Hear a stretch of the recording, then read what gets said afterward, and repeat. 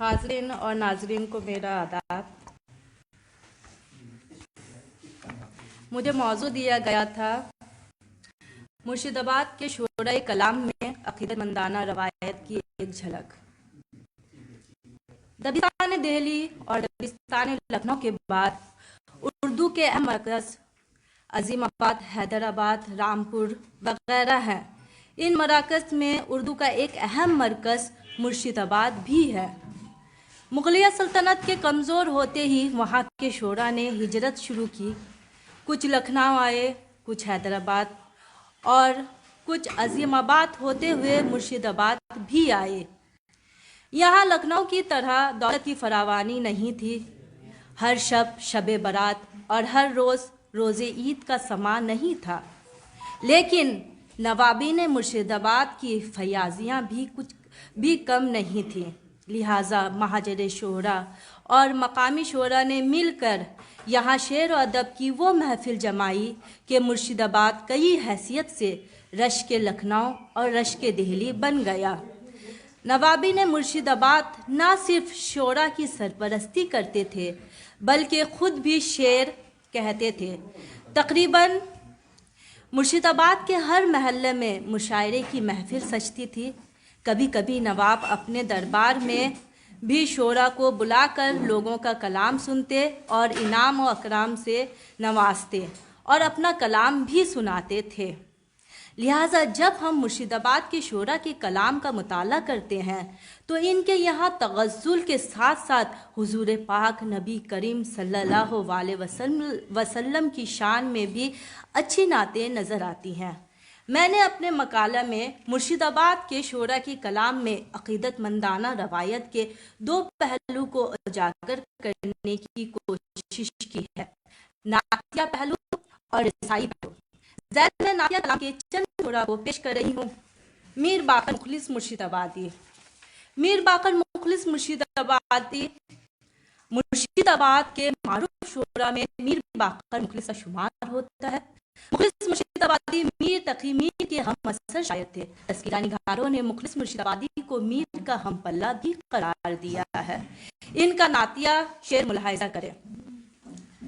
نعت کرنے کی زباں کو میری قدرت ہے کہاں، جس کا ہے مدح و عاشق خالی کی کون و مکاں۔ حق نے تیری ذات پر ختم رسالت کا کیا، تا کرے منسوخ تیری شرع دین مرسلاں۔ شباہت مرشد آبادی صاحب دیوان شاعر تھے۔ ان کے کلام میں تغزل کے ساتھ ساتھ عقیدت مندانہ شاعری کے نمونے بھی ملتے ہیں۔ شباہت حضور نبی کریم صلی اللہ علیہ وسلم پر درود پڑھنے کی کس طرح تلقین کرتے ہیں ملاحظہ فرمائیں۔ بحر ایماں کے نا خدا پہ درود، راہ جنت کے رہنما پہ درود، اے شباہت ہزار بار پڑھو، مصطفیٰ آل مصطفیٰ پہ درود۔ عاشق حسین عاشق مرشد آبادی کے دو نعتیہ اشعار سماعت فرمائے۔ یا محمد آپ سا کوئی نبی آیا نہیں، آپ جیسی شان عظمت کوئی بھی پایا نہیں۔ ہر نبی کو ہم نے دیکھا فرش پر چلتے ہوئے، سب کے سائے ہم نے دیکھے آپ کا سایہ نہیں۔ محشر مرشد آبادی معراج کی شب کا نقشہ کس خوبصورت انداز میں کھینچتے ہیں ملاحظہ فرمائیں۔ کونین میں جس کا جلوہ تھا، صد راہ سے وہ تارا آ کے رہا، اسلام کا پرچم عالم میں لہرا کے رہا بل کھا کے رہا۔ اے ذات محمد کیا کہنا، صد راہ سے چلے صد راہ پہ گئے، یہ پہلا قدم تھا انسان کا جو عرش کے اوپر جا کے رہا۔ ریحانہ نواب خواتین مرشد آباد شاعرہ میں اہم مقام رکھتی ہیں۔ انہوں نے تمام اصناف سخن پر طبع آزمائی کی ہے، اس لیے ان کی شاعری میں ہر طرح کے مضامین ملتے ہیں۔ حضور نبی صلی اللہ علیہ وسلم کی زیارت کی تمنا جب ان کے دل میں موج زن ہوتی ہے تو وہ کہتی ہیں، اللہ کو بھی شوق ملاقات جب ہوا، پہنچا بلندیوں پہ ستارہ رسول کا۔ اے کاش جاگ جائے ہمارا نصیب بھی، ہو جائے خواب میں ہی نظارہ رسول کا۔ रज़ा मुर्शिदाबादी हुजूर नबी सल्लल्लाहु अलैहि वसल्लम के रोज़े पर जाने के लिए परेशान है और हर वक्त अल्लाह से बारगाह नबवी पर हाजिर होने की दुआ करते हैं। मुलाहिज़ा करें शेर, जाऊं कभी नसीब से दर पर जो मैं तेरे, चौखट पे तेरे सर को झुकाना नसीब हो। हर वक्त है लबों पे मेरे एक ही दुआ, रब दरे रसूल पे जाना नसीब हो। अतर आफाक मिर्ज़ा के यहाँ अक़ीदतमंदाना शायरी का नमूना देखें। मदीना शरीफ जाने की तमन्ना किस तरह करते हैं। हो गर्चे करम आपका आकाए मदीना, एक रोज़ मुक़द्दर मुझे पहुँचाए मदीना। रोज़ा मेरे सरकार का टुकड़ा है एरम का, फिर क्यों ना करे कोई तमन्नाए मदीना। नजफ मुर्शिदाबादी अक़ीदतमंदाना शायरी में आजिज़ी में इनकिसारी के किस तरह पेश करते हैं। मुलाहिज़ा करें, कहाँ शान मेरी और कहाँ रसूल की नात, हूँ खुश नसीब से विरदे ज़ुबां रसूल की नात। करेंगे कैसे ख़यानत भला अमानत में, हमें सुनाती थी लोरी में माँ रसूल की नात। अहमद मुर्शिदाबादी ने तो कमाल कर दिया, 4 मिसरों में पूरी तारीख सिमट ली। फरमाते हैं, करम खुदा का हुआ बेहिसाब सेहरा में, रसूल जैसा खिला है गुलाब सेहरा में। गुजरने वाली है सदियाँ मगर ना होगा कभी, मदीना ख़त्म तेरा ये शबाब सेहरा में। मज़कूरा बाला शोरा की नात को आपने सुना। अब इन सभी के नातिया शेर में बला की खूबसूरती, फ़न के मुताल्लिक़ गहराई और गहराई की वाक़फ़ियत, लब व लहजा और ज़ुबान व बयान के इस्तेमाल में जो एहतियात बरता गया है वो खासी की चीज़ है। आप एक बार इन तमाम शोरा के कलाम का मुताला कीजिए, आपको अंदाज़ा होगा कि मुर्शिदाबाद के शायरों की शायरी में कितनी गहराई है। सामाइन, अब मैं मकाला का दूसरा पहलू अक़ीदतमंदाना रवायत की रिसाई अहवाल की तरफ जाती हूँ। ये बात आया है कि मुर्शिदाबाद के नवाब और हुक्मरान का ताल्लुक़ शिया मसलक से था। इसी वजह से इनके दरबार में मरसिया खां, मरसिया निगार, मजहबी उलमा और फजला बाकसरत थे। इन नवाबों की मजहबी शिद्दत की वजह से यहाँ के उदबा शोरा ने अपने कलाम में तसव्वुफ़ और मजहबी रंग को खूब बरता। नवाबी ने मुर्शिदाबाद को अहले बैत से एक गहरी अक़ीदत थी, जिसकी गमाज़ी आज भी इनका बनाया हुआ अज़ीमुश्शान इमाम बारगाह कर रहा है। नवाबी ने मुर्शिदाबाद को इस कदर अहले बैत से अक़ीदत थी कि जब कभी कोई फ़ैसला करते तो इमाम हुसैन अलैहिस्सलाम की ज़री को सामने देख कर करते। यही वजह है कि मुर्शिदाबाद के ज़वाल के सैकड़ों साल बाद भी जहां नवाबी ने मुर्शिदाबाद का महल हज़ारदुआरी सयाह को अपनी तरफ खींचता है, इसी तरह सयाहों को इनका बनाया हुआ इमाम बारगाह और करबला भी अपनी तरफ मुतवज्जह करता है। लिहाजा नवाबी ने मुर्शिदाबाद और मुर्शिदाबादी शोरा के उर्दू कलाम में अहले बैत की मोहब्बत का अंसर नुमाया है। अगर मेरी बातों पर आपको यकीन नहीं है तो नवाबी ने मुर्शिदाबाद की लाइब्रेरी में लिखा हुआ इनके बयास और इनका दीवान देखा और पढ़ा जा सकता है। मिसाल के तौर पर चंद मरसिया गो शोरा के कलाम को आप सबों के सामने पेश करना चाहती हूँ। फयाज़ अली खां दाऊद साहिब दीवान शायर थे। इनका मरसिया मुलाहिज़ा करें। शेर खुदा के नूर ऐन, बिनते नबी के जी के चैन, यानी वो शाह मशरिक़ैन, हुसैन हुसैन हुसैन। करबो बला में जब गए दुश्मनों में गिरे रहे, खेमे में था ये शोर व शैन, हुसैन हुसैन हुसैन। असद अली मिर्ज़ा सरिया साहिब दीवान शायर हैं। इनका कलाम इस तरह है। ए सरिया क्या लिखूं तौक़ीर उन लोगों की, जो रुलावे या कि खुद नौहा करे शब्बीर पर। ये दुआ खालिक से है अपनी सरिया रोज़ व शब, हो तस्दीक जल्द जाकर रोज़ा शब्बीर पर। अज़मत अली मिर्ज़ा अज़मत साहिब दीवान शायर थे। कलाम मुलाहिज़ा करें। मौजिज़ नुमा है आज शहीदान करबला, दुनिया नज़र से देखे ले ईमान करबला। बिन पानी जो शहीद हुआ हाँ वही हुसैन, سایہ فغن علم پہ ہے ذیشان کربلا. سید ابرار حسین ذو کا کلام. ہو چکی ظلم کی انتہا کربلا، زیر خنجر تھا شہ کا گلا کربلا. وہ شبیہ نبی اکبر نوجواں جس کے سینے پہ نیزہ لگا کربلا. چھپ گیا کس گھٹا میں ہے لیلا کا چاند، رو کے ماں نے کہا سچ بتا کربلا. جس کے نانا کا کلمہ پڑھا رات دن، کر دیا اس کا بھی سر جدا کربلا. سید فتح علی مرزا بیدل مرشد آبادی. ہر گھر میں آج ہوتا ہے چرچا حسین کا، مر کر یوں نام ہوتا ہے زندہ حسین کا. جو خون بے گناہ سے کربلا میں تر ہوا، اب تک چمک رہا ہے وہ ذرہ حسین کا. مولانا سبط محمد ہادی شمس عرف مولانا کلن. آتا ہے علم گھر میں عباس دلاور کا، اور لاشا لبے دریا ہے شیخ برادر کا. آواز ملک آئی اے مہر بس اب چھپ جا، چہرہ ہے کھلا رن میں شبیر کی خواہر کا. محشر مرشد آبادی. عاشور کی جلتی ریتی پر بچے کو تڑپتا چھوڑ دیا، اے بہتے دریا تو نے تو بے شیر کو پیاسا چھوڑ دیا. سید شباہت علی مرزا شباہت. ماتم غم شبیر کا کرتا ہے زمانہ، جاری ہے ہر ایک قوم میں اس غم کا منانا.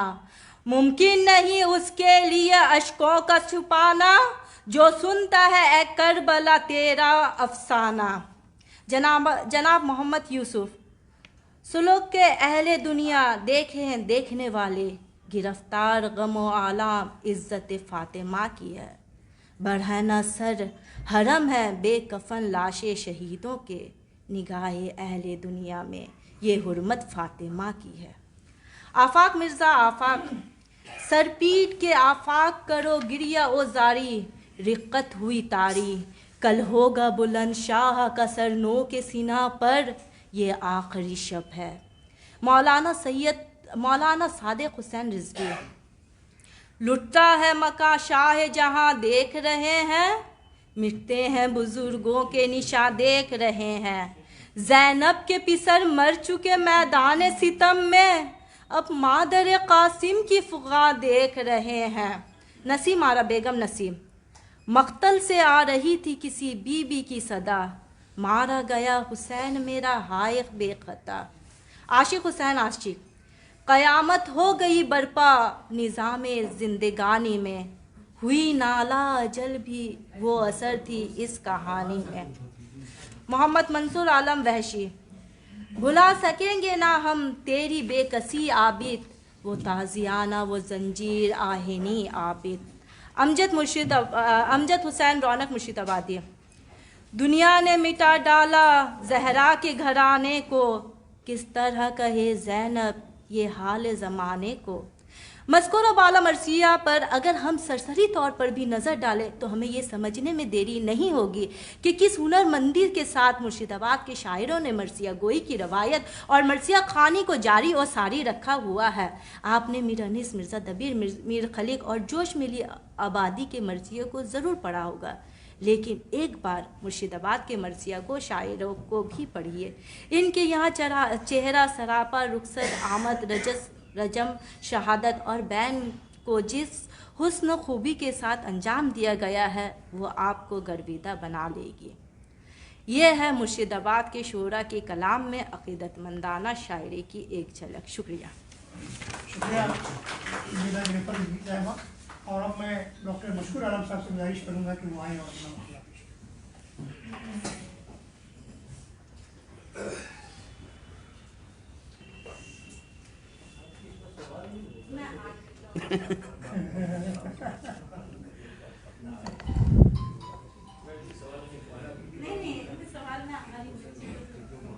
بہت شکریہ. مقالہ پیش کرنے سے قبل سب سے پہلے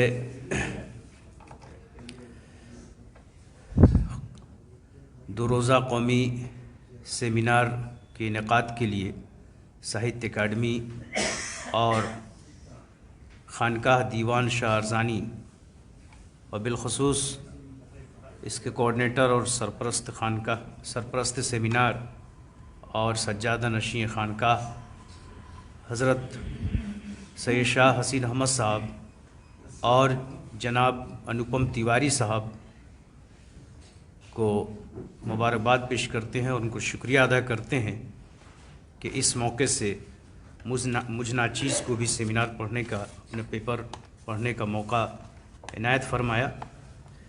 बहरकैफ मेरे सेमिनार का मौजू है सैयद शाह हामिद हुसैन अज़ीमाबादी की अक़ीदतमंदाना शायरी पर मेरा मकाला है। सैयद शाह हामिद हुसैन अज़ीमाबादी का ताल्लुक़ इसी खानकाह शाह अरजानी से था। इसी खानकाह के वो सज्जादा नशी थे और एक अच्छे शायर भी थे। मकाला मुलाज़ा फरमाइए। सैयद शाह हामिद हुसैन हामिद अज़ीमाबादी 20वीं सदी की इब्तदा में दबिस्तान अज़ीमाबाद के नुमाइंदा शोरा में शुमार किए जाते हैं। हामिद अज़ीमाबादी की शख्सियत महज एक शायर की ना थी, बल्कि उनकी ज़ात एक अंजुमन की हैसियत रखती थी। शेर व अदब से उन्हें इतनी गहरी दिलचस्पी और वाबस्तगी थी कि अज़ीमाबाद में शेर व सुखन की महफिलें उनके दम से कायम व दायम थीं। गोया उनकी सरपरस्ती और सुखन परवरी ने अज़ीमाबाद के ज़ौक़ सुखन में जौलानी लाने की बड़ी हद तक कामयाब कोशिश की। मुल्क के जय्यद और नामवर शोरा शाह हामिद हुसैन की दावत पर अज़ीमाबाद की न सिर्फ महफिलों में शिरकत करते, बल्कि जहान शेर व अदब में मौसूफ़ को कद्र की निगाहों से देखते थे। शाह हामिद हुसैन की शख्सियत और उनकी सुखन नवाजी का जिक्र करते हुए डॉक्टर मोहम्मद यूसुफ खुर्शीदी लिखते हैं सैयद बादशाह नवाब रिजवी के बाद दूसरी शख्सियत शाह हामिद हुसैन की थी, जिनकी बदौलत अज़ीमाबाद में शेर व सुखन की महफिलें गर्म रहती थीं। हकीकत यह है कि 20वीं सदी की दूसरी और तीसरी दहाई में शाह हामिद ही की सुखन संजी और सुखन परवरी ने अज़ीमाबाद के ज़ौक़ सुखन को बड़ी हद तक चौचाल बना दिया था। हिंदुस्तान के जय्यद और नामवर शोरा शाह साहब की दावत पर न सिर्फ मुशायरे में शिरकत फरमाते थे, बल्कि मौसूफ़ से अपनी अक़ीदत का भी इजहार करते थे। कोटेशन ख़त्म। शाह हामिद महज एक शायर न थे, बल्कि वो सरापा सूफ़ी थे। बैनुल अक़वामी सतह पर मारूफ खानकाह हज़रत दीवान शाह अरजानी के वो सज्जादा नशी थे। अपने दरवेशाना मिजाज की बदौलत अहले इल्म व अदब के नज़दीक एक ख़ास मकाम रखते थे। उनकी सूफ़ी सिफत शख्सियत की बिना पर मुल्क के तमाम उदबा व शुरा उनसे बेपनाह अक़ीदत रखते थे।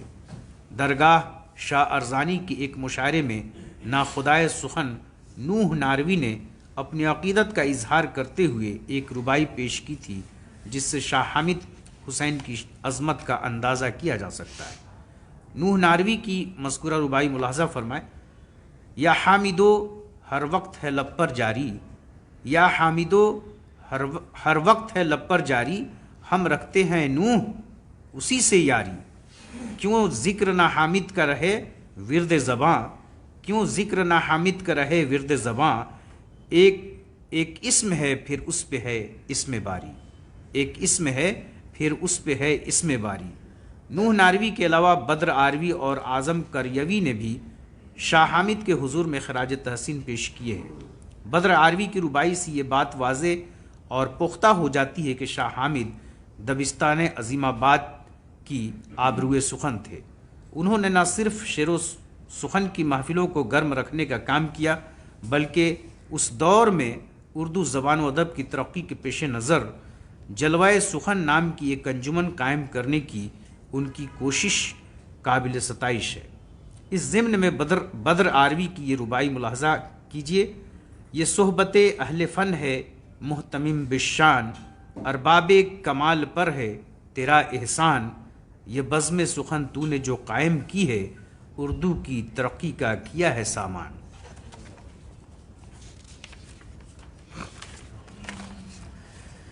शाह हामिद हुसैन एक कादिरुल कलाम शायर थे। उनके दीवान में غزلوں کے علاوہ نعت، منقبت، مرثیہ اور سلام خاصی تعداد میں موجود ہے۔ صنف شاعری پر انہیں مکمل دسترس حاصل تھی۔ داغ دہلوی کے شاگردی کا شرف انہیں حاصل تھا، لہٰذا زبان و بیان کے معاملے میں ان کے کلام میں داغ کی خصوصیت دیکھی جاتی ہے۔ داغ دہلوی کی وفات کے بعد انہوں نے داغ کے شاگرد عزیز احسن مارہروی سے بھی اصلاح لی، لیکن شاہ حامد کی شاعری میں وہ شوخی اور معاملہ بندی نظر نہیں آتی جو کلام داغ کا خاص وصف ہے۔ اس کی وجہ یہ ہے کہ شاہ حامد متصوفانہ مزاج کے مالک تھے اور دبستان عظیم آباد کے رنگ و آہنگ کا ان پر گہرا اثر تھا۔ ان کے دیوان سے اس بات کی تصدیق ہو جاتی ہے کہ انہوں نے تغزل کا رنگ اختیار کرنے کے بجائے اپنی غزلوں میں متصوفانہ لوازمات کے ذریعے معرفت کا رنگ پیدا کرنے کی کوشش کی ہے۔ بقول ڈاکٹر محمد یوسف خورشیدی، شاہ حامد حسین جیسا کہ قبل عرض کیا گیا داغ دہلوی کے شاگرد تھے۔ داغ کے انتقال کے بعد انہوں نے داغ کے شاگرد احسن مارہروی سے بھی تلمذ کی عزت حاصل کی، لیکن کچھ تو مزاجاً صوفی ہونے کی وجہ سے اور کچھ دبستان عظیم آباد کے شاعر ہونے کی حیثیت سے داغ کی شوخی اور داغ کی معاملہ بندی کو اپنے تغزل میں اٹا نہ سکے۔ ان کے دیوان کا جو قلمی نسخہ دستیاب ہوا ہے وہ اس حقیقت کا غماز ہے کہ انہوں نے غزلیت کو معرفت کی شراب حقیقی میں ڈوبو کر اس میں معنوی تاثیر پیدا کرنے کی بڑی حد تک کوشش کی ہے۔ کوٹیشن ختم۔ شاہ حامد حسین کی بیشتر غزلوں پر تصوف کا ہی اثر دیکھا جاتا ہے۔ غزلوں کے علاوہ نعت، منقبت، نوحہ اور سلام انہوں نے غزل کی حیت میں ہی لکھے ہیں۔ زیر نظر مضمون میں شاہ حامد کی اعتقادی شاعری کو ہی موضوع بحث بنایا گیا ہے۔ تاریخ کے مطالعہ سے یہ اندازہ ہوتا ہے کہ عربی، فارسی اور اردو کے تمام تخلیق کار نے حسب روایت اپنی تخلیق کا آغاز حمد، نعت اور منقبت لکھ کر اپنی تخلیقی شان کو بلند و بالا کرنے کی سعی کی ہے۔ قصیدہ اور مثنوی میں یہ روش خاص طور پر اختیار کی گئی ہے، جبکہ دوسرے صنفوں میں روایتاً اس کا اہتمام کیا گیا ہے۔ لہٰذا تاریخی اعتبار سے دیکھا جائے تو اعتقادی شاعری کی روایت پرانی اور قوی ہے۔ اعتقادی شاعری کی روایت کے پیش نظر ماہرین نے اسے دو حصوں میں یعنی ارادتاً اور احتراماً عقیدت مندانہ شاعری میں تقسیم کیا ہے۔ بہرحال دونوں حصوں کو ملا کر دیکھیں تو اردو میں عقیدت مندانہ شاعری کا بڑا ذخیرہ موجود ہے۔ نعت اور منقبت کے علاوہ مرثیہ واحد مستند صنف ہے جو اردو میں عقیدت مندانہ شاعری کے لیے بےحد مقبول ہے، مگر عہد حاضر میں صنف غزل کے بعد جس صنف شاعری کو زیادہ مقبولیت حاصل ہے وہ مرثیہ ہے۔ شاہ حامد کی اعتقادی شاعری کا دائرہ کافی وسیع ہے۔ انہوں نے نعت، منقبت، مرثیہ، نوحہ اور سلام لکھ کر اپنی عقیدت کا بھرپور اظہار کیا ہے۔ عقیدت مندانہ شاعری میں نعت کا مرتبہ بڑا افضل ہے۔ اردو کا کوئی ایسا شاعر نہیں جس کے مجموعہ کلام میں نعت شامل نہ ہو۔ نعت لکھ کر شعراء نے بارگاہ رسالت میں نہ صرف نذرانہ عقیدت پیش کیا ہے بلکہ اپنے لیے نجات کا وسیلہ بھی بنایا ہے۔ نعت نبی سے محبت کے اظہار کا ایک بہترین ذریعہ ہے۔ صوفیوں کے نزدیک نعت گوئی جذب و کیف کے اظہار کا مؤثر وسیلہ ہے۔ خانقاہوں میں محفل سماع کی روایت رہی ہے جہاں عشق حقیقی کی ترجمانی کے لیے نعتیہ کلام پڑھا اور گایا جاتا ہے۔ ان حقائق کی روشنی میں اگر دیکھا جائے تو نعتیہ شاعری کے فروغ میں سب سے اہم رول خانقاہوں اور صوفیوں کا رہا ہے۔ صوفیوں نے نعت گوئی کے عروج و مقبولیت میں جتنا حصہ لیا اس کی مثال کہیں اور نہیں ملتی۔ نعتیہ کلام اور اس کی معنیاتی جہات میں رنگا رنگی اور بو قلمونی پیدا کرنے کے لیے صوفی شعراء نے نئی نئی تراکیبیں، علامتیں اور اصطلاحیں وضع کیں تاکہ جذبے کے اظہار کے ساتھ ساتھ موضوعات میں بھی ندرت پیدا ہو سکے۔ ساقی، شراب، میکدہ، جام، سبو، شیشہ، صراحی وغیرہ نعتیہ کلام میں مستعمل الفاظ صوفی شعراء کے مرہون منت ہیں۔ صوفیوں کی اس گراں خدمات کا اعتراف کرتے ہوئے علامہ شبلی نعمانی اپنی مشہور زمانہ کتاب شعر العجم میں لکھتے ہیں، صوفی شعراء کی بدولت وہ الفاظ جو رندی و عیاشی کے لیے خاص تھے حقائق و اسرار کے ترجمان بن گئے۔ ساقی کا لفظ ہر زبان میں بدپیشہ شخص کے لیے مخصوص ہوا ہے، لیکن تصوف میں یہ شخص مرشد کامل اور عارف اسرار ہے۔ شراب کے متعدد لوازم میکدہ، جام، سبو، شیشہ، صراحی، نشہ، خمار، مطرب، نغمہ و سرور، یہ سب عرفان کے بڑے بڑے واردات و مدارج کے نام ہیں، اور ان کے ذریعے تصوف کے اہم مسائل و دقیق اسرار مراد لیے جاتے ہیں۔ کوشچن خط: اردو اور فارسی کی عقیدت مندانہ شاعری میں امیر خسرو کو بلند مرتبہ حاصل ہے۔ خسرو صوفی بھی تھے اور شاعر بھی۔ ان کی پوری شاعری کا محور و مرکز عشق حقیقی ہے، اور یہ عشق حقیقی کہیں نعت کی صورت میں ظاہر ہوا ہے تو کہیں منقبت کا روپ اختیار کر لیتا ہے۔ لہٰذا ان کے یہاں ساقی، نبی اور مرشد دونوں مفہوم میں استعمال کیا گیا ہے۔ شاہ حامد حسین امیر خسرو کی طرح صوفی بھی تھے اور شاعر بھی، اس لیے ان کی غزلوں میں نعت اور منقبت کی کیفیت پائی جاتی ہے، مگر عقیدت مندانہ شاعری کے باب میں ان کی نعت منقبت، ذرا خاموشی اختیار کر لیجئے محترم، مگر عقیدت مندانہ شاعری کے باب میں ان کی نعت منقبت، مرثیہ، نوحہ اور سلام کی ایک الگ انفرادیت ہے۔ نعت میں زیادہ تر نبی اکرم صلی اللہ علیہ وسلم کی تعریف و توصیف بیان کی جاتی ہے، آپ کی سیرت کے مختلف پہلوؤں کو زیر موضوع رکھا جاتا ہے۔ شاہ حامد کی نعتیہ کلام میں سیرت رسول کی خوبیاں گوں نگوں انداز میں بیان کی گئی ہیں۔ بطور مثال نعت پاک کے چند اشعار ملاحظہ فرمائیں: جو بزم ذکر پیمبر میں آ کے بیٹھے ہیں، جو بزم ذکر پیمبر میں آ کے بیٹھے ہیں، وہ ذل خالق اکبر میں آ کے بیٹھے ہیں۔ فقط جمال محمد کے دیکھنے کے لیے ضیائے روئے منور میں آ کے بیٹھے ہیں۔ کہتے ہیں ملک صلی اللہ صلی اللہ، کہتے ہیں ملک صلی اللہ صلی اللہ، پہنچی ہے سرے چرخ جو خوشبوئے رسول، پہنچی ہے سرے چرخ جو خوشبوئے رسول۔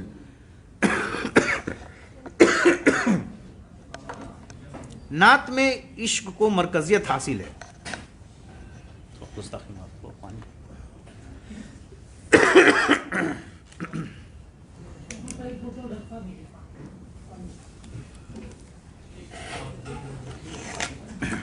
معاف کیجیے گا، نعت میں عشق کو مرکزیت حاصل ہے۔ رسول خدا سے اپنی انسیت اور اپنے جذباتی و اعتقادی تعلقات کا اظہار عشق کے وسیلے سے ہی کیا جاتا رہا ہے۔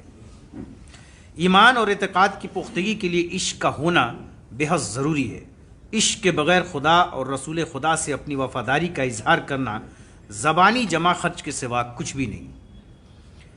عہد نبوی میں بہت سارے ایسے لوگ تھے جو بظاہر نبی سے اپنی محبت کا اظہار تو کرتے تھے، لیکن باطنی طور پر مخالفین کے گروہ میں شامل تھے۔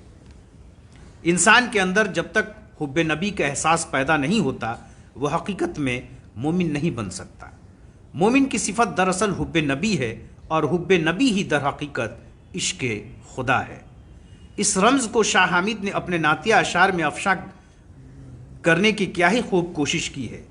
حب نبی نہیں تو کہا، حب نبی نہیں تو کہاں ہے خدا سے عشق، حب نبی نہیں تو کہاں ہے خدا سے عشق، کچھ ہو طلب خدا کی تو کرو مصطفیٰ سے عشق، کچھ ہو طلب خدا کی تو کرو مصطفیٰ سے عشق، مومن کہاں وہ جس کو نہیں مصطفیٰ سے عشق، یوں لاکھ دل سے کوئی کرے بھی خدا سے عشق۔ حامد اگر رضائے خدا کا لحاظ ہے تو چاہیے کہ پہلے کرو مصطفیٰ سے عشق۔ شکریہ سر۔ روز ازل سے حق اور باطل کے درمیان مارکے جاری ہیں۔ راہ حق کی رہنمائی کے لیے نبوت کا ظہور عمل میں آیا۔ نبوت نے عالم انسانیت کو گمراہیت اور جہالت کی تاریکی سے نکال کر زندگی کے روشن راہ پر لانے کی کوشش کی۔ حق و باطل کا یہ درمیانی تصادم روز آفرینش سے جاری ہے اور شاید ابد تک جاری رہے گا، مگر راہ حق وہی شخص پا سکتا ہے جو رسالت کا پیروکار ہوگا۔ رسالت سے انحراف کرنا انکار حق کے مترادف ہے۔ شاہ حامد کا یہ شعر اسی نقطے کی طرف اشارہ کرتا ہے، بہت ہی عمدہ شعر ہے کہ منحرف جو ہو رسالت کا وہ پھر مومن کہاں، منحرف جو ہو رسالت کا وہ پھر مومن کہاں، ایک صورت یہ بھی ہے توحید سے انکار کی، ایک صورت یہ بھی ہے توحید سے انکار کی۔ منحرف جو ہو رسالت کا وہ پھر مومن کہاں، ایک صورت یہ بھی ہے توحید سے انکار کی۔ اقرار نبوت حیات نو کا پتہ دیتا ہے۔ غار حرا جی اقرار نبوت حیات نو کا پتہ دیتی ہے۔ شکریہ سر۔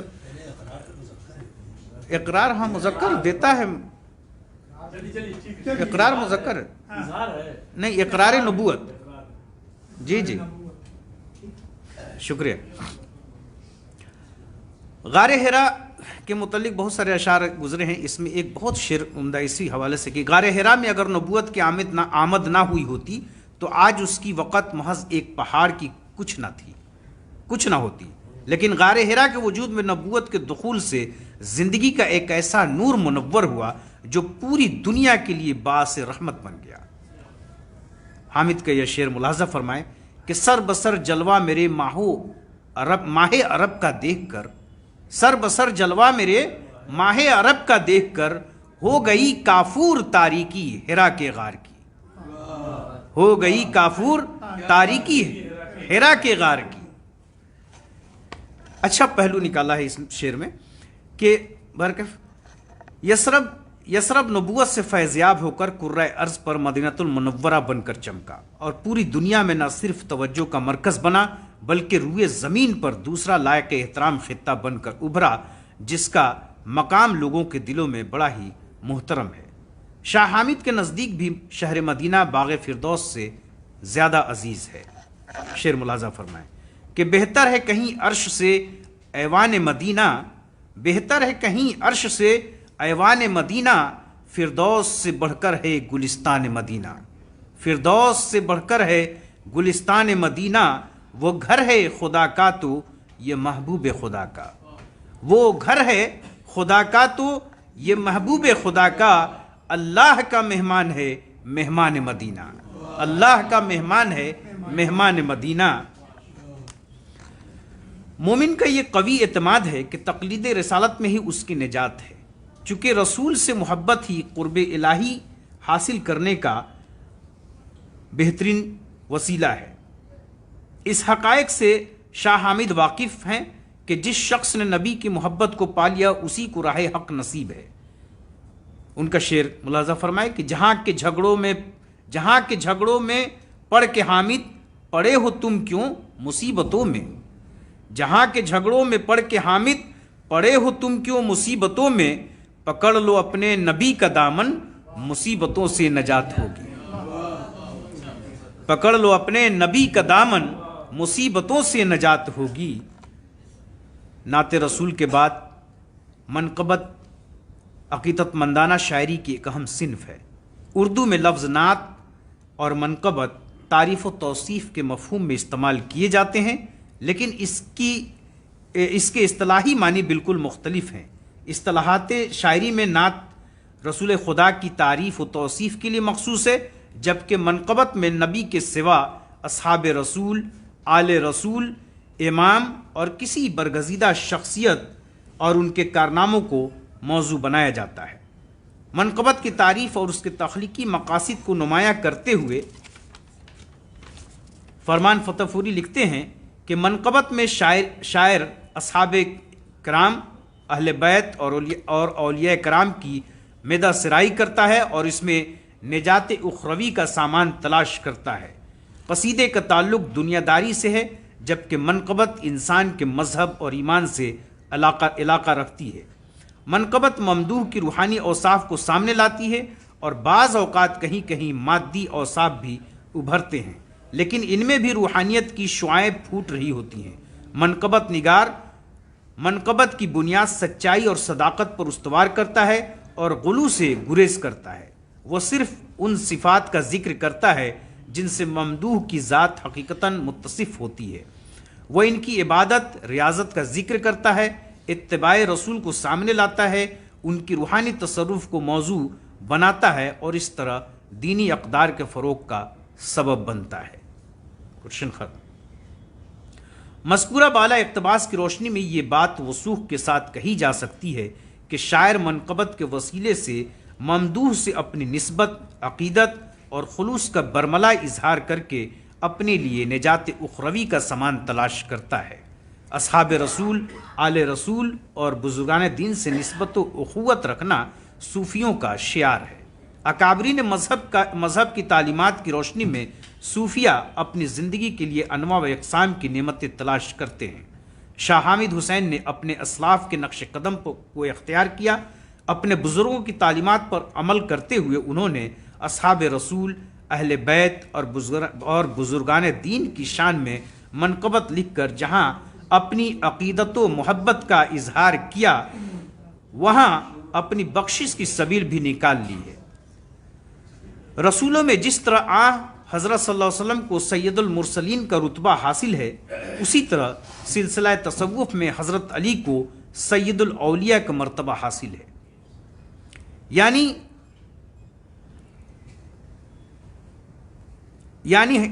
یعنی طریقت میں حضرت علی تمام اولیاء کے امام ہیں۔ مولا علی کی بارگاہ میں ہدیہ خلوص پیش کرتے ہوئے شاہ حامد لکھتے ہیں کہ کہتے ہیں جسے لوگ مہو مہر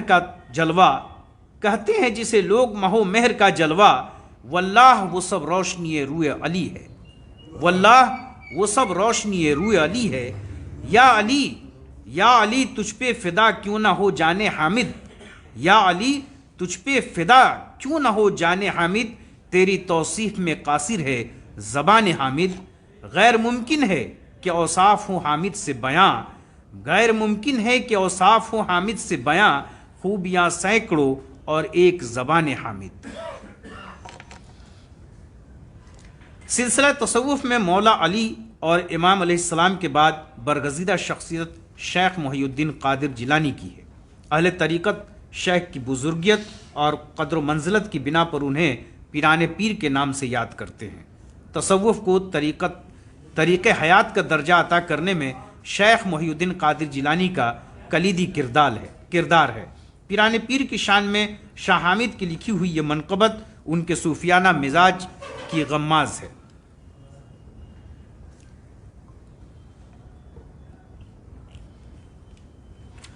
بزم آزار روحانی خبر لو، محی الدین جیلانی خبر لو، دوا ہو تم ہمارے ہر مرض کی، طبیب خاص روحانی خبر لو، کرم ہو حامد مسکیں پر اپنے برائے شاہ ارزانی خبر لو۔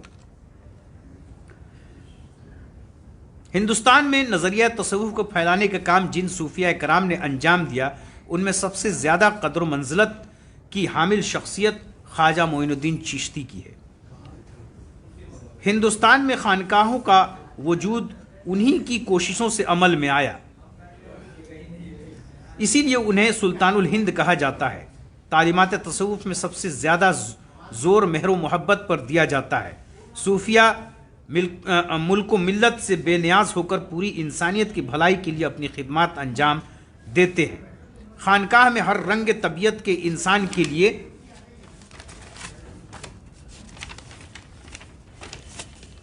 جگہ ہے۔ صوفیوں کے اخلاق و محبت کے دائرے میں ان تمام لوگوں کو سکون و عافیت نصیب ہے جنہیں مذہبی اور سیاسی قائدین حقارت کی نگاہوں سے دیکھتے ہیں۔ یہ تعلیمات تصوف کا ثمرہ ہے کہ تعصب سے پرے تمام مذہب و ملت کے افراد خواجہ معین الدین چشتی کے دربار میں حاضر ہوتے ہیں اور اپنی عقیدت و محبت کا نذرانہ پیش کرتے ہیں۔ شاہ حامد نے بھی خواجہ صاحب کے حضور میں اپنے اشعار بطور نیاز پیش کیے ہیں۔ کرے کیا صفت کوئی انسان خواجہ، جہاں میں ہے تیری بڑی شان خواجہ، جو دیکھے ملک آ کے یہ شان خواجہ، وہ 100 جی سے ہوں تم پہ قربان خواجہ، یہ ذرہ مقابل ہو خورشید کے کیا، یہ ذرہ مقابل ہو خورشید کے کیا کہ میں ہوں گدا تم ہو سلطان خواجہ۔ شاہ حامد حسین خانقاہ دیوان شاہ ارزانی پٹنہ کے سجادہ تھے، گویا خانوادہ ارزانی کے ایک صوفی اور شاعر تھے۔ بانی خانقاہ شاہ ارزانی عالمگیر سطح پر ایک عظیم الشان شخصیت تھی جسے دنیا آفتاب شریعت حضرت دیوان شاہ ارزانی کے نام سے جانتی ہے۔ شاہ ارزانی کے شخصی پہلوؤں پر روشنی ڈالتے ہوئے خانقاہ کے موجودہ سجادہ نشین امین طریقت پروفیسر سید شاہ حسین احمد بیان کرتے ہیں کہ آفتاب شریعت حضرت دیوان شاہ ارزانی کی شخصیت عبقری نظر آتی ہے۔ وہ بیک وقت بلند پایا عالم دین، عارف باللہ، سالک کے راہ طریقت، منبع رشد و ہدایت اور مصلح قوم و ملت تھے۔ فقہی مسائل میں آپ تحقیق و اجتہاد کے مقام پر تھے، ساتھ ہی ساتھ پشتو کے بلند پایا شاعر، رسالہ میرات المحققین اور بسم اللہ کی تفسیر کے مؤلف، فارسی زبان کے شاعر اور عربی میں کئی کتابوں کے مصنف بھی تھے۔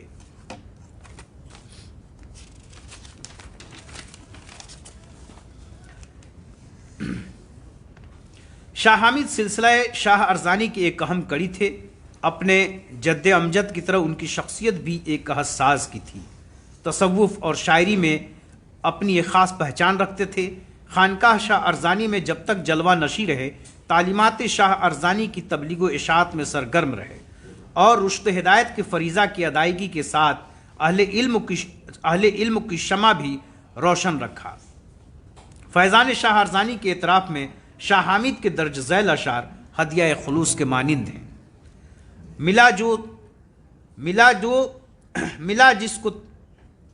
ملا جس کو تیرا صدقہ قلندر شاہ ارزانی، تو اس کو چاہیے پھر کیا قلندر شاہ ارزانی، تمہارا گوشہ دامن رہے سایہ فگن مجھ پر، تمہارا گوشہ دامن رہے سایہ فگن مجھ پر، شہباز کا صدقہ قلندر شاہ ارزانی، اور تمہارا فیض جاری ہے تمہیں سے میری زاری ہے، تمہارا فیض جاری ہے تمہیں سے میری زاری ہے، فقیر آستاں ہوں یا قلندر شاہ ارزانی۔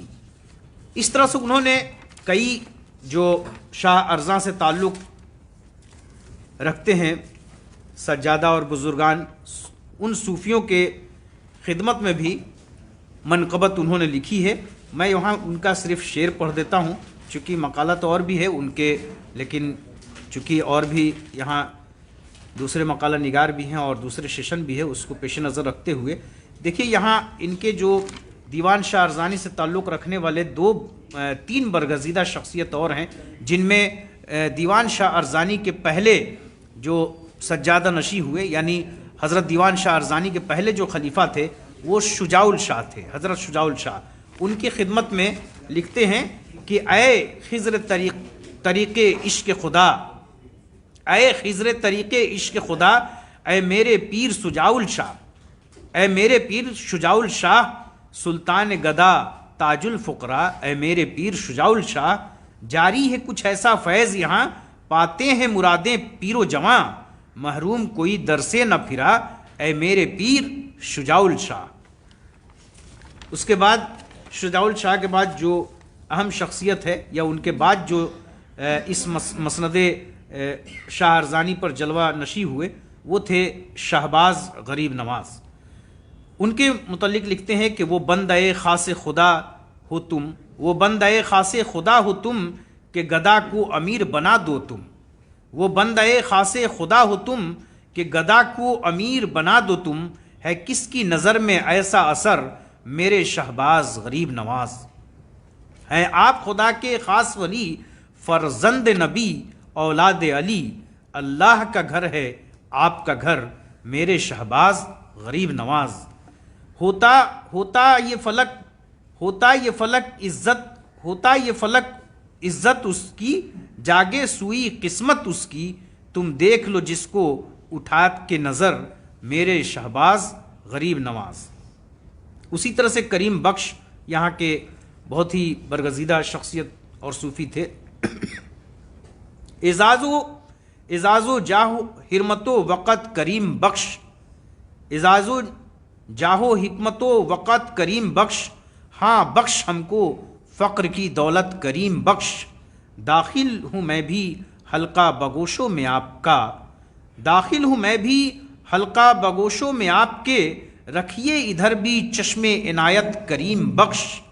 आका मुरीद रोज़े अज़ल से हूँ आपका, आका मुरीद रोज़े अज़ल से हूँ आपका, रखता हूँ मैं ये फ़ख्र इरादत करीम बख्श। बहुत बहुत शुक्रिया। अभी आप जनाब मशकूर आलम से उनका मुकाला सुन रहे थे, और अब मैं डॉक्टर मोहम्मद फिरोज आलम साहब से गुजारिश करूँगा कि वो आएँ और अपना मुकाला पेश। डॉक्टर मोहम्मद फिरोज आलम।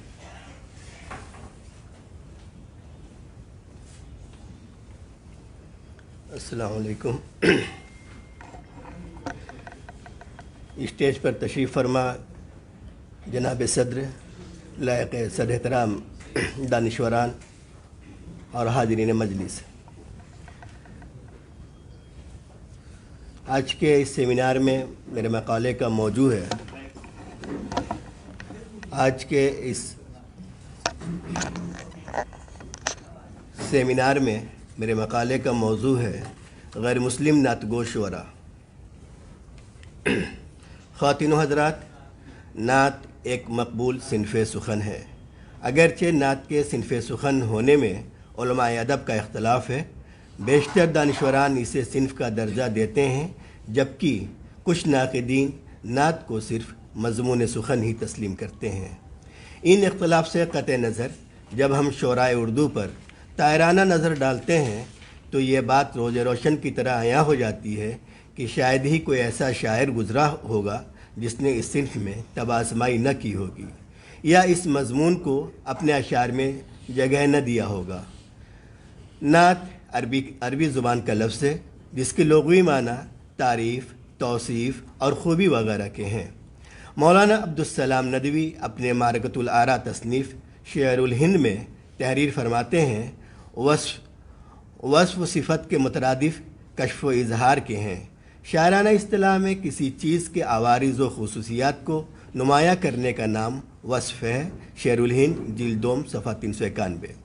उर्दू ज़ुबान में नात नबी करीम की तारीफ़ व तौसीफ़। उर्दू ज़ुबान में नात नबी करीम की तारीफ़ व तौसीफ़ अक़ीदत व मोहब्बत के साथ सीरत व फ़ज़ाइल, अखलाक व अतवार और मोजज़ात को अपनी शेरी क़ालिब में ढालने का नाम नात है। मुहक़्क़ीन के मुताबिक उर्दू में नातिया शायरी का आगाज़ ख़ाज़ा बंद नवाज़ गेसू दराज मुतवफ़्फ़ा 825 हिजरी से हुआ और इसका बाकायदा आगाज़ 11वीं सदी हिजरी गैर मुस्लिम नातगो शुअरा जी और इसका बाकायदा आगाज़ 11वीं सदी हिजरी से होता है। उर्दू के पहले साहब दीवान शायर मोहम्मद कुली कुतुब शाह मुतवफ़्फ़ा 1020 हिजरी के दीवान में 5 नातें मौजूद हैं। मुस्लिम शुअराए उर्दू के साथ साथ गैर मुस्लिम शुअरा ने भी उर्दू ज़ुबान में अक़ीदतमंदाना शायरी का आला नमूना पेश किया है, जिसे हम नात कहते हैं। इनमें से बाज़ नातें ऐसी हैं जिसे सुनकर रूह ताज़ा और ईमान बालिदा हो जाता है। आशूर काज़मी तहरीर फरमाते हैं, 19वीं सदी में 1857 ईस्वी से पहले हिंदुस्तान में गंगा जमुनी तहज़ीब परवान चढ़ चुकी थी। हिंदू शुअरा नात, मनक़बत और सलाम कहते थे। मिलाद व मजलिस में कलाम पढ़ते थे, मरसिए कहते, रोते और रुलाते थे। उर्दू मरसिए का सफ़र सफ़ा 1999। डॉक्टर मोहम्मद इसहाक कुरैशी रकम तराज हैं। गैर मुस्लिम शुअरा के नातिया कलाम में जज्बात का खुलूस भी है और बात करने का सलीक़ा भी। ये महज एक रवादारी का मामला नहीं, वालेहाना अक़ीदत का असर है। बहर ज़मान बहर मकान सल्लल्लाहु अलैहि वसल्लम, नूर मोहम्मद मेरेठी, सफ़ा 55। कंवर महेंद्र सिंह मेहदी यूँ कहते हैं, हम किसी दिन कुंवर महेंद्र सिंह मेहदी बेदी कुंवर महेंद्र सिंह बेदी यूँ कहते हैं, हम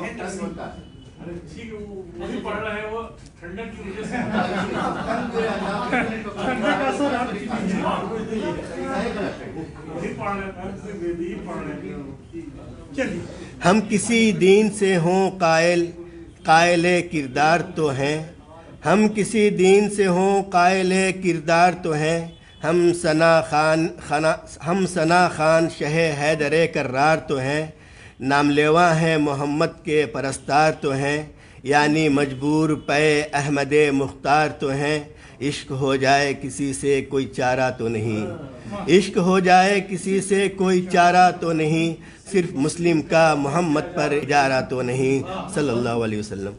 تاریخ گواہ ہے کہ عہد نبوی میں اہل عرب جو ایمان نہیں لائے تھے وہ لوگوں کو آپ صلی اللہ علیہ وسلم سے دیکھنے اور ملنے سے بھی روکتے تھے، کیونکہ جو آپ صلی اللہ علیہ وسلم کو دیکھ لیتا اور مل لیتا وہ آپ کا گرویدہ ہو جاتا۔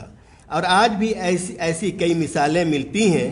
حیات طیبہ میں خامیاں ڈھونڈتے ڈھونڈتے دامن رسول سے وابستہ ہو گئے، اور شعرا تو حساس دل اور ذوق سلیم رکھتے ہیں، وہ سیرت محمدی کے اوصاف حمیدہ سے کیسے متاثر نہ ہوتے اور ان کی زبان سے عقیدت مندانہ اشعار کیسے جاری نہ ہوتے۔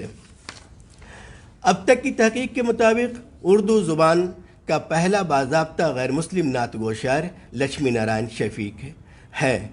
اس کے بعد غیر مسلم نعت گو شعراء کی ایک لمبی فہرست ہے، مثلا منشی شنکر لال ساقی، مہاراجہ کرشن پرشاد شاد، درگا سہائے سرور جہاں بادی، فراق گورکھپوری، ہری چند اختر، بال مکند ارش ملسیانی، کنور مہندر سنگھ بیدی سحر، پروفیسر جگن ناتھ آزاد، چندو لال شاداں، راجہ مکھن لال مکھن، شنکر لال ساقی، راجہ بلوان سنگھ، ہرگوپال تفتہ، منشی نند کشور، منشی بنواری لال شولہ، منشی رام سہائے تمنا لکھنوی، تارا چند تارا، پنڈت امر ناتھ ساہر، پیارے لال ماتھر دہلوی، دلو رام کوسری، چندربھان کیفی، گوپی ناتھ امن، سکھدیو پرشاد بسمل، دامودر ٹھاکر زکی، رام پرکاش ساہر، کشن لال کھندا، کرشن بہاری نور، کالی داس گپتا رضا، بلونت سنگھ فیض، پنڈت آنند موہن گلزار دہلوی،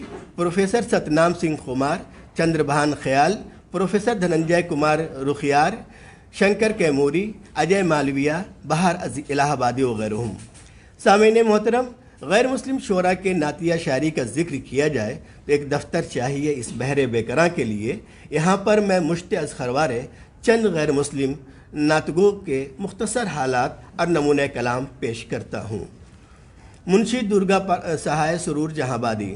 سرور جہاں بادی کی پیدائش 1873 میں جہان آباد اتر پردیش میں ہوئی۔ سرور نظموں کے شاعر تھے، لیکن غزلیں بھی منفرد فضا کی حامل تھیں۔ گھر میں علم و ادب کا چرچہ رہتا، ابتداً وحشت تخلص کیا، بعد میں سرور اختیار کر لیا۔ ابتدا میں کرامت حسین بہار کے شاگرد تھے، ان کی وفات کے بعد بیان اور یزدانی سے اصلاح لی۔ آپ کا کلام اپنے عہد کے موقع رسالہ مخزن اور رسالہ ادیب میں تسلسل کے ساتھ شائع ہوتا رہا۔ اکلوتے بیٹے اور اہلیہ کے غم کو دور کرنے کے لیے شراب کا سہارا لیا، اور یہی شراب نوشی آپ کی موت کا سبب بنا، اور 20 دسمبر 1910 عیسوی کو اس دار فانی کو الوداع کہا۔ خم خان سرور، جام سرور، نوائے سرور، پیمان سرور، خم قدہ سرور آپ کی یادگار ہیں۔ نعت کے موضوع پر ایک رسالہ در شان مصطفیٰ صلی اللہ علیہ وسلم ہے جو 1905 میں شائع ہوا۔ یہ نعت مخمس کی حیات میں ہے جو کہ خاصی مشہور ہے۔ صرف ایک بند بطور نمونہ پیش کرتا ہوں۔ نہیں خورشید کو ملتا تیرے سائے کا پتہ، نہیں خورشید کو ملتا تیرے سائے کا پتہ، کہ بنا نور ازل سے ہے، کہ بنا نور ازل سے ہے سراپا تیرا، اللہ اللہ تیرے چاند سے مکھڑے کی ضیا، کون ہے ماہ عرب، کون ہے محبوب خدا، اے دو عالم کے حسینوں سے نرالے آ جا، اے دو عالم کے حسینوں سے نرالے آ جا، دل ہی دل میں میرے ارماں گھلے جاتے ہیں، خاک پر گر کر درے اشک رولے جاتے ہیں، تیری رسوائی پہ یہ کمبخت تلے جاتے ہیں، ہوں سیے کار میرے عیب کھلے جاتے ہیں، کملی والے مجھے کملی میں چھپا لے آ جا۔ سکھدیو پرشاد بسمل الہ آبادی۔ بسمل کی پیدائش 11 نومبر 1889 کو الہ آباد میں ہوئی۔ داغ اسکول کے پروردہ اور نوناروی کے شاگرد تھے۔ آپ کی حیثیت استاد شاعر کی تھی۔ رسالہ طوفاں اور رسالہ چاند سے وابستہ رہے۔ مجموعہ مجموعہ کلام جذبات بسمل اور افکار بسمل کے نام سے شائع ہو چکا ہے۔ نعتیہ کلام کا انتخاب یا مجموعہ الگ سے شائع نہیں ہوا، لیکن مذکورہ دونوں مجموعے میں ہی نعتیہ اور مدحیہ کلام خاصی تعداد میں موجود ہیں۔ بسمل الہ آبادی کی نعتیں پڑھنے کے بعد یہ اندازہ ہوتا ہے کہ رحمت عالم صلی اللہ علیہ وسلم سے دلی عقیدت و محبت ہے۔ ان کے ایک ایک نعتیہ اشعار اثر سے لبریز ہیں۔ موصوف دنیا میں آپ کے اخلاق حسنہ اور سیرت طیبہ کے قائل ہیں ہی، آخرت میں بھی آپ کی نگاہ لطف اور آخرت میں بھی آپ کے نگاہ لطف کے طلبگار ہیں۔ چند اشعار ملاحظہ ہوں۔ ہر وقت میسر ہو نظارہ تیرا، ہر وقت میسر ہو نظارہ تیرا، ملتا رہے گرتے کو سہارا تیرا، بسمل کا مددگار کوئی اور نہیں، کافی ہے اسے صرف سہارا تیرا۔ اپنا جلوہ جو دکھا دو کبھی بھولے بسرے، پورے دل کے ہوں سب ارماں، رسول عربی حشر میں امت آسی نے جو دیکھا تم کو، آ گئی جان میں پھر جان، رسول عربی زلفیں اپنی رخ انور سے ہٹا دو للہ، کہ بہت میں ہوں پریشان، رسول عربی لے لیا دل سے اگر نام، مصیبت میں کبھی مشکلیں ہو گئیں آساں، رسول عربی۔ گوپی ناتھ امن لکھنوی معروف صحافی، مضمون نگار، مقرر، مترجم، سیاستداں، عالم ہفت زباں اور استاد شاعر امن لکھنوی سے شاید ہی کوئی واقف نہ ہو۔ تحریک آزادی میں متعدد بار جیل بھی گئے اور دلی اسمبلی کے اسپیکر اور منسٹر بھی رہے۔ ہندوستان کا باوقار اعزاز پدم بھوشن سے بھی آپ کو نوازا گیا۔ مولانا عزیز لکھنوی سے اصلاح لی۔ دیگر تصانیف کے ساتھ ساتھ سیل عقیدت اور ایشور اللہ تیرے نام، دو عقیدت مندانہ مجموعہ کلام آپ کی یادگار ہے۔ امن لکھنوی کی پیدائش 10 اکتوبر 1898 کو لکھنؤ میں ہوئی اور 1983 عیسوی میں اس دار فانی کو خیر آباد کہا۔ امن لکھنوی کی نعتوں میں رحمۃ اللہ عالمین کی تعریف و توصیف، کمالات کے ساتھ ساتھ آپ کے اخلاق حسنہ، اعلیٰ صفات کا بھرپور تذکرہ ملتا ہے۔ امن لکھنوی یہ بھی تسلیم کرتے ہیں نبی آخر الزماں کی تعلیمات آفاقی ہے اور مشعل راہ ہے۔ موصوف کی نعتوں میں وارفتگی، عقیدت اور شاف محشر سے شفاعت کی امید صاف صاف نظر آتی ہے۔ چند نعتیہ اشعار نمونتاً پیش ہیں۔ سنا کرتا ہوں سب سے تو شفیع روز محشر ہے، میرا نام و نسب کچھ ہو تیرا در ہے میرا سر ہے، ضرورت ہے تیری چشم کرم کے ایک اشارے کی، ضرورت ہے تیری چشم کرم کے ایک اشارے کی، گناہوں نے رولایا اس قدر دامن میرا تر ہے، کس نے دیا پیام اخوت رسول نے۔ اور یہ شعر کس نے دیا پیام اخوت رسول نے، کس نے سکھائی رسم محبت رسول نے۔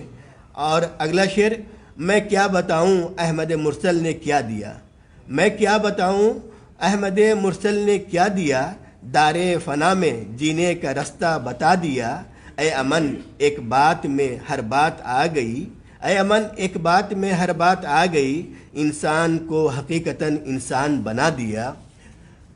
بال مکند عرش ملسیانی۔ عرش ملسیانی کا شمار اردو کے معروف شعراء میں ہوتا ہے۔ آپ کی پیدائش 20 دسمبر 1908 کو جالندھر کے قصبہ ملسیان ہوئی تھی۔ ان کے والد جوش ملسیانی کا بھی شمار اردو کے اہم شعراء میں ہوتا تھا۔ عرش ملسیانی آج کل کے ارادت میں شامل رہے۔ 1955 عیسوی کو جوش ملیح آبادی کے پاکستان چلے جانے کے بعد رسالہ آج کل کے مدیر اعلیٰ ہو گئے۔ 71 سال کی عمر میں 15 دسمبر 1989 کو دہلی میں انتقال ہو گیا۔ مجموعہ کلام ہفت رنگ اور چنگ آہنگ کے علاوہ ایک نعتیہ مجموعہ آہنگ حجاز 1953 میں شائع ہو چکا ہے۔ عرش ملسیانی کے نعتوں کا یہ مجموعہ گرچہ صرف 32 صفحات اور 11 نعتوں پر مشتمل ہے، مولانا عبد الماجد دریابادی عرش ملسیانی کی نعت گوئی کے متعلق رقم تراز ہیں۔ مسلموں اور غیر مسلموں کو ملا کر بھی جو مختصر فہرست منتخب نعت گو شعراء کی تیار کی جائے گی، یقین ہے کہ ذوق سلیم ایک جگہ ان کے لیے مخصوص رکھے گا۔ اور یہ حقیقت ہے کہ عرش ملسیانی کی نعتیں اہم ہیں. ان کی نعتوں میں نبی کریم صلی اللہ علیہ وسلم کی نورانی صفات، عظیم کردار اور عظمت و بزرگی کے ساتھ ساتھ اپنی عقیدت و محبت کا اظہار کیا ہے. کچھ صفحات چھوڑتے ہوئے چندربھان خیال. 21ویں صدی کے اہم نعت گو شعراء کی مختصر سے مختصر فہرست بنائی جائے تو یقیناً چندربھان خیال کا نام اولیت کا حامل ہوگا. آپ کی پیدائش بابئی حالیہ ماکھن نگر مدھیہ پردیش میں 30 اپریل 1946 کو ہوئی. خیال ایک بہترین صحافی، مستند شاعر اور روزنامہ تیج سویرا اور قومی آواز سے وابستہ رہے. آپ کی تخلیقات میں شعلوں کا سجر، گمشدہ آدمی کا انتظار، لولاک، سلگتی سوچ کے سائے، صبح مشرق کی اذان، احساس کی آنچ، تازہ ہوا کی تابشیں وغیرہ شامل ہیں. ملک اور بیرون ملک کے ادبی اداروں اور اکادمیوں نے خیال کی ادبی کاوشوں کے اعتراف میں مختلف اعزازات و انعامات سے نوازا ہے، جس میں حکومت مدھیہ پردیش کا اقبال سمان award, Tagore literature award, Uttar Pradesh Sahitya committee award, بین الاقوامی نعتیہ شاعری کانفرنس کا خصوصی ایوارڈ، نیو فینس ایوارڈ برائے Laulak, Delhi Urdu Academy, Madhya Pradesh Urdu Academy, UP Urdu Academy برائے شاعری وغیرہ شامل ہے. لولاک منظوم سیرت النبی ہے جس میں شاعر نے نبی کریم صلی اللہ علیہ وسلم کے قبل ولادت سے آخری خطبات اور حجت الوداع تک کے اہم واقعات، حالات اور اسلامی تعلیمات و احکامات کو تدریجی طور پر اشعار میں پرو دیا ہے. خیال نے سیرت طیبہ لولاک کے تحت 6 ابواب قائم کیے ہیں. ایک ولادت سے پہلے، 2 ولادت، 3 نبوت، 4 ہجرت، 5 جہاد، 6 نصرت. لولاک کے اشعار کو جہاں سے اور جس زاویہ نگاہ سے دیکھیے، حیت و مواد کے اعتبار سے فن کا اعلیٰ نمونہ نظر آتا ہے. تشبیہات، استعارات، الفاظ کا برمحل استعمال، سلاست و روانی کے ساتھ ساتھ ادب، احترام اور عقیدت واقعات کا انتخاب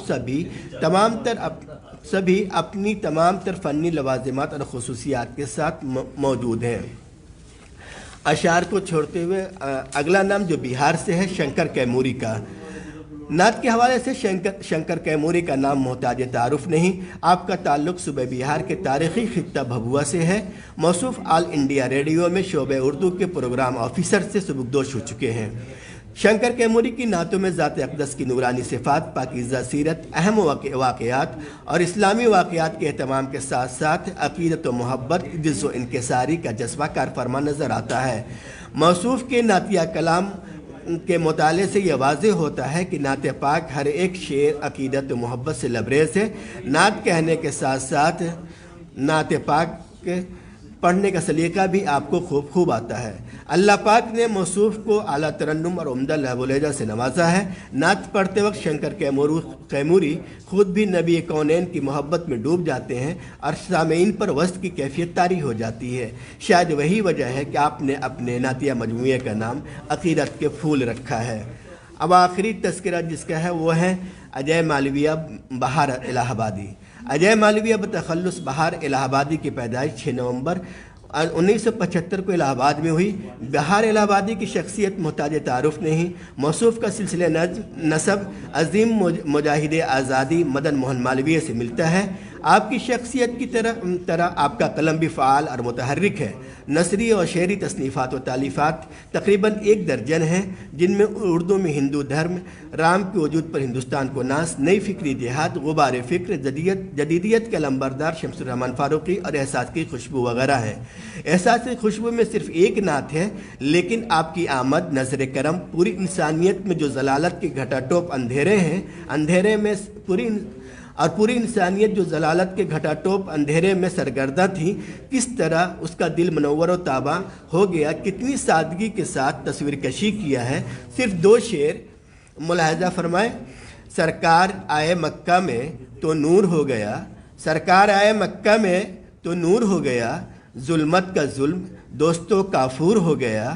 روشن کیے ہیں آپ نے تاریک ذہن و دل، روشن کیے ہیں آپ نے تاریک ذہن و دل، جس پر نگاہ ڈالی وہی نور ہو گیا.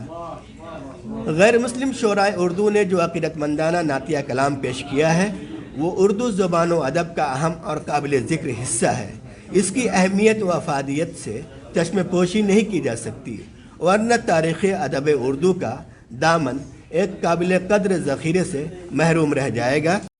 جناب اجاز علی اشرف صاحب سے گزارش کروں گا کہ وہ پڑھے گئے مخالف ہم بھی رہا شروع سے تو ابھی کر رہا ہوں. صدر کا اختیار ہے بھائی. وہ تو میں آخری میں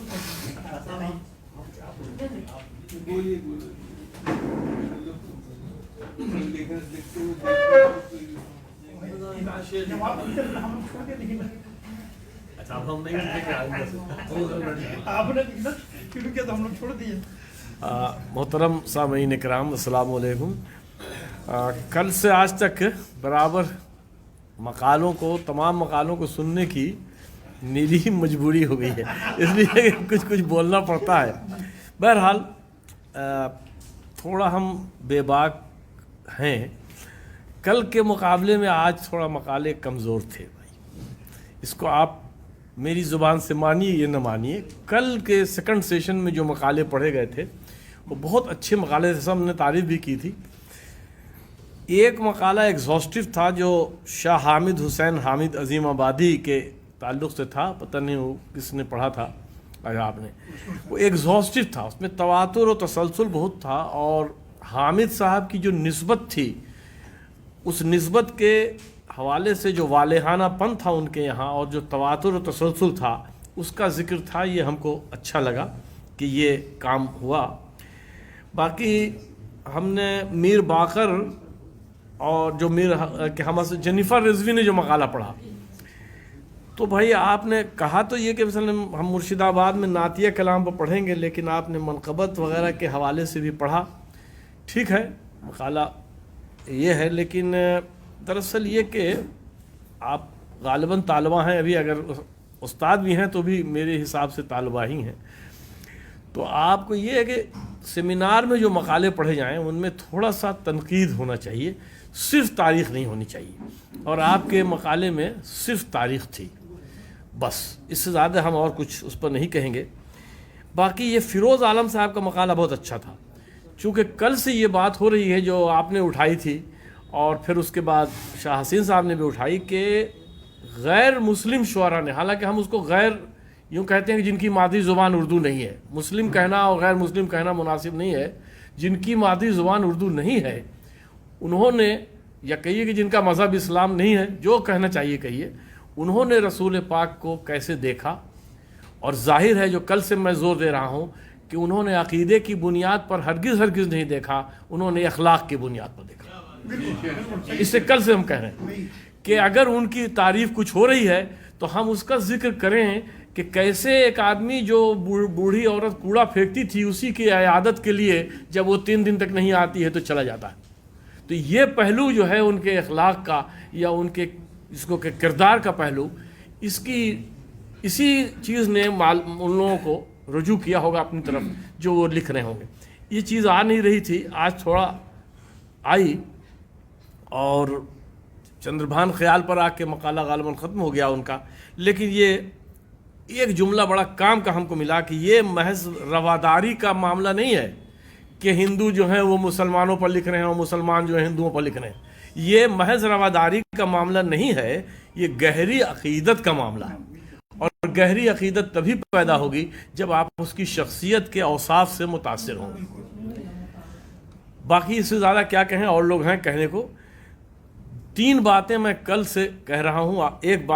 ایک شکایت دفع ہوئی یا رفع ہو گئی جو کہیے. ایک تو یہ کہ آپ عقیدت مندانہ کلام کو کنٹمپرری ایشوز سے نہیں جوڑ رہے ہیں جس کو ہم عصری حیثیت کہہ رہے ہیں. کل ہم نے اس مصرے کی تعریف کی تھی کہ 6 دسمبر کو دوسرا بنواس جو رام کو ملا تھا. تو رام کو جو دوسرا بنواس ملا تھا اس میں کہیں پر کوئی مذہبی عقیدہ نہیں تھا.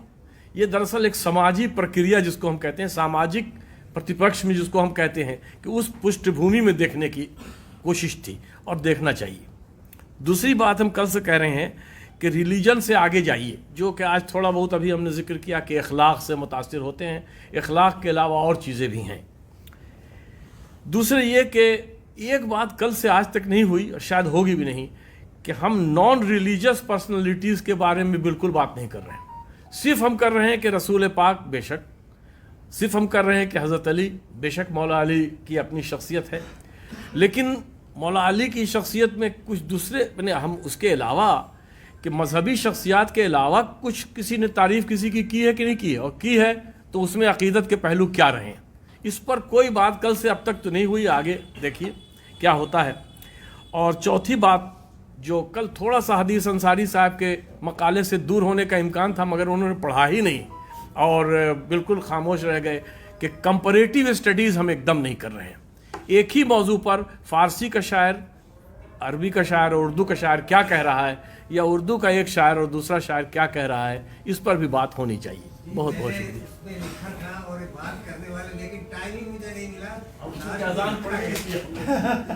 آٹومیٹک بلاک ہو گیا۔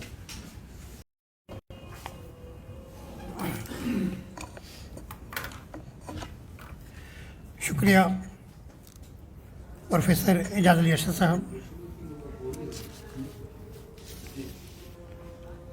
ساہتیہ اکیڈمی نئی دہلی اور خانقاہ شاہ ارزانی پٹنہ کے اشتراک سے 2 روزہ سیمینار اردو میں عقیدت مندانہ شاعری میں ہم لوگ یہاں شامل ہیں۔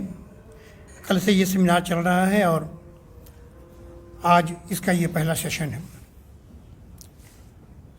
پتہ نہیں کیوں مجھے صدر بنا دیا گیا، تو میں صدر کے لائق نہیں ہوں، لیکن چلیے حسین صاحب کی محبت ہے۔ مجھے جو موضوع ملا تھا مقالہ لکھنے کے لیے، میں اسی کے حساب سے تیار ہو کر آیا تھا۔ چند باتیں میں کہہ دوں گا اور مجھے فرصت مل جائے گی۔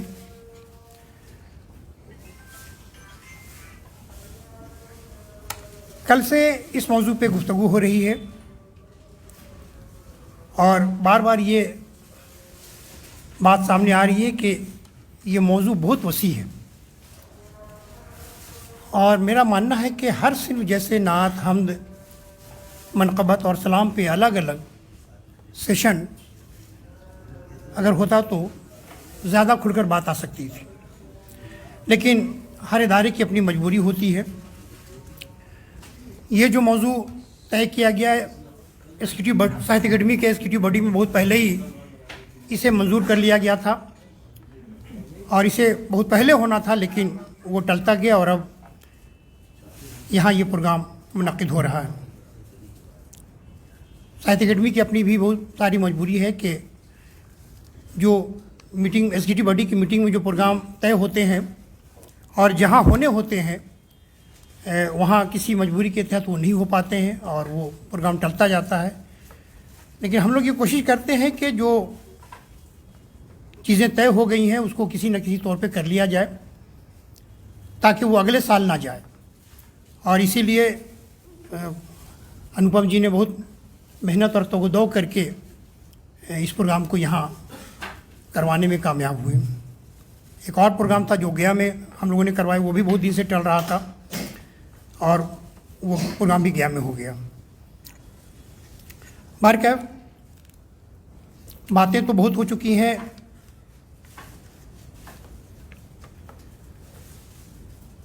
کل کے صدارتی خطبے میں محترم جانکی پرساد شرما نے ایک بات کہی تھی کہ صوفیوں نے عقیدت مندانہ شاعری کو فروغ دیا۔ میں ان کی اس بات سے اتفاق کرتا ہوں۔ خواجہ بندہ نواز یسوع دراز سے لے کر حضرت یحییٰ منیری تک ایک لمبی فہرست ہے جو عقیدت مندانہ شاعری جن کے ہاں عقیدت مندانہ شاعری کے نمونے ملتے ہیں۔ اگر بہار کی عقیدت مندانہ شاعری کا جب ہم مطالعہ کرتے ہیں تو سب سے پہلے میری نگاہ صوفی شاعروں کی طرف جاتی ہے جنہوں نے عقیدت مندانہ اشعار کہے۔ ایسے شاعروں کی تعداد 2 درجن تک پہنچتی ہے۔